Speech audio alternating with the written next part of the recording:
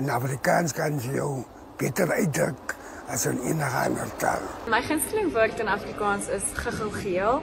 Ek voel dit is so beskrywend en dit is so 'n gelukkige woordjie wat 'n gelukkige kleur en gelukkige mense ook beskryf. Die snaakste woord vir Afrikaans is knormoer.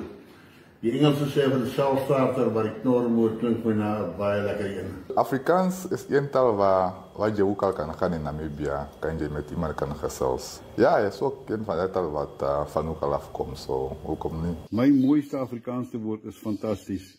Wat is mooier? Is fantastisch. Fantastisch om Afrikaans te praat. Het is fantastisch om goeie vriende te hê. Het is fantastisch om vanaand te gaan slaap en te sê, wat 'n wonderlike en fantastiese dag het ons nie gehad nie. Sowieso. Baie mense spreek dit uit sowieso. Ja, hy is maklik, hy is gesellig en so vriendelike taal. Wat so mooi taal, Afrikaans, fantasties om Afrikaans te kan praat.